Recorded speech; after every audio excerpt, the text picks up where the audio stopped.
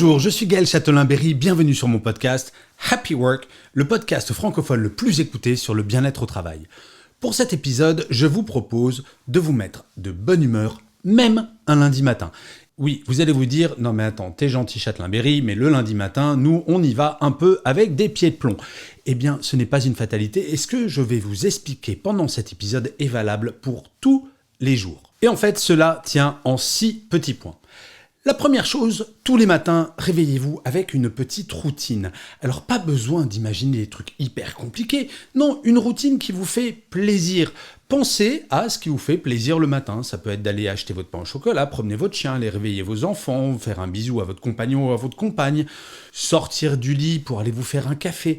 Bref, dès que le réveil sonne, il faut que vous fassiez quelque chose. Ne snoozez pas, ça c'est très mauvais pour votre bien-être et pour votre bonne humeur. Petit conseil additionnel, qui n'est pas prévu dans les 6, mais je viens d'y penser. Je vous assure qu'il est extrêmement agréable de se réveiller avant que votre réveil sonne. Comment on fait ? Eh bien écoutez, faites des tests. Essayez de vous coucher un tout petit peu plus tôt et de voir si, par exemple, vous mettez votre réveil à 7h. Si vous vous réveillez à 7h moins 2 avant que votre réveil sonne, cela veut dire que vous avez dormi suffisamment. Et je vous assure que ce sentiment de se réveiller en ayant dormi suffisamment, ça vous met vraiment de bonne humeur. Cela fait des années que je fais ça, que je me réveille toujours très tôt avant mon réveil. Je ne dis pas que c'est grâce à ça que je suis de bonne humeur, mais en tout cas, cela y participe.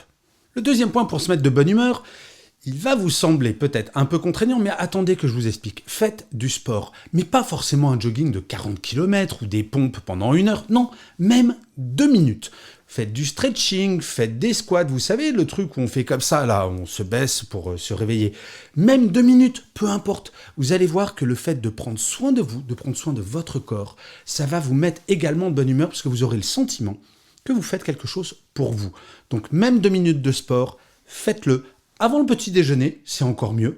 Et vous allez voir, ça va changer beaucoup plus de choses que vous n'imaginez, même avec seulement 2 petites minutes. La troisième chose, ne regardez pas vos emails professionnels pendant votre petit déjeuner. Et oui, on a pris de mauvaises habitudes avec le premier confinement, de prendre son smartphone et de checker pour voir des fois qu'il y a une urgence ou de préparer sa journée. Ne faites pas cela. Votre journée de travail ne commence pas au moment où vous prenez votre petit déjeuner ou encore pire, quand vous vous réveillez. Si jamais vous regardez votre smartphone juste au moment du réveil ou dans les 10 premières minutes après votre réveil, vous vous mettez automatiquement, non pas de mauvaise humeur, mais en tout cas, vous n'optimisez pas votre bonne humeur. Donc, une règle très simple, pas d'email pro, pas de smartphone pour regarder si vous avez des réunions avant que vous ayez fini votre petit déjeuner. Cette période-là entre le réveil et la fin du petit déjeuner, c'est une période pour vous, une période personnelle. La quatrième règle, c'est de vous fixer pour la journée des objectifs atteignable. Vous connaissez cette journée que vous commencez, puis il y a une urgence, puis une urgence, encore une urgence, une autre urgence, et puis au final, vous travaillez comme un fou, comme une folle pendant toute la journée, mais vous avez le sentiment atroce de n'avoir rien fait, parce que vous avez couru après le temps. Je vous assure que vous fixez 1 ou 2 objectifs, finir tel dossier, écrire à telle personne, finaliser une réflexion. Cela va vous permettre de finir la journée en ayant le sentiment d'avoir fait quelque chose. Et je vous assure que de se fixer cet objectif au début de journée va participer à votre bonne humeur pour toute la journée. L'avant-dernier point, il est extrêmement simple et logique, mais on n'y pense pas souvent. Commencez votre journée de travail par quelque chose que vous aimez.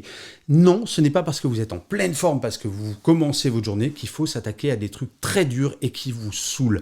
Commencer sa journée avec quelque chose qui vous embête va vous mettre de mauvaise humeur pour toute la journée.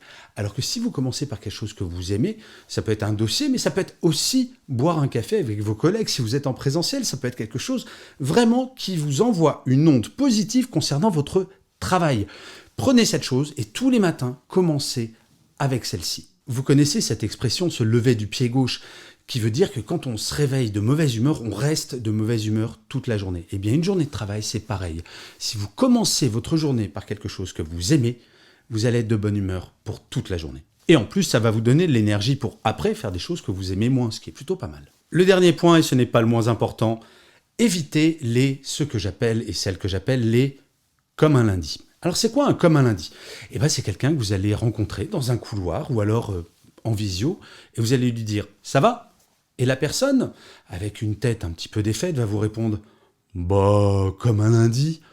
Ces personnes-là vont vous plomber le moral. Il faut les éviter et on peut les identifier. Je suis persuadé que si vous réfléchissez là, à l'instant où je vous parle, Vous en connaissez des comme un lundi, mais qui vont faire du comme un lundi tous les jours de la semaine. Ces gens-là, ne les rencontrez pas en début de journée parce qu'ils vont vous plomber le moral. Oui, la bonne humeur est contagieuse, mais la mauvaise humeur l'est également. C'est ce que j'appelle la petite toxicité. Ce n'est pas la toxicité qui est grave, mais c'est celle qui, au quotidien, on va même pas s'en apercevoir. C'est très discret, c'est très insidieux, mais ça va vous faire baisser votre niveau de bonne humeur. Donc identifiez-les comme un lundi, et évitez-les à minima jusqu'à 11h midi. Après, vous pouvez les voir parce que vous aurez accumulé tellement de bonne humeur qu'ils ne pourront plus vous atteindre. Vous ne le savez peut-être pas, mais je suis plutôt un farouche opposant au concept du bonheur au travail. Je ne crois pas que le bonheur au travail soit un objectif atteignable, puisque finalement le bonheur, déjà dans la vie personnelle, est-ce qu'on peut connaître le bonheur ? C'est une course perpétuelle. Le bien-être, par contre, ça c'est autre chose. Et la bonne humeur, ça c'est encore une autre chose qui, elle, est totalement atteignable. Donc travaillez sur votre bonne humeur à partir de votre réveil et vous allez voir que vous allez changer complètement votre regard sur votre travail au quotidien. Et ça, je peux vous le garantir, c'est extrêmement agréable. Et je finirai comme d'habitude cet épisode par une citation. Pour celui-ci, j'ai choisi une phrase de Baden-Powell qui disait « La bonne humeur est aussi contagieuse que la rougeole ». Alors c'est plutôt une bonne nouvelle, soyez de bonne humeur et comme ça vous allez pouvoir diffuser de la bonne humeur tout autour de vous et les gens vous en seront très reconnaissants. Je vous remercie 1000 fois d'avoir écouté cet épisode de Happy Work ou de l'avoir regardé sur YouTube. N'hésitez surtout pas à mettre des commentaires, à mettre des étoiles, des pouces levés. Ça, c'est mon Happy Work à moi et c'est ça qui fera que nous en sommes quasiment au 400e épisode de Happy Work. Et oui, déjà.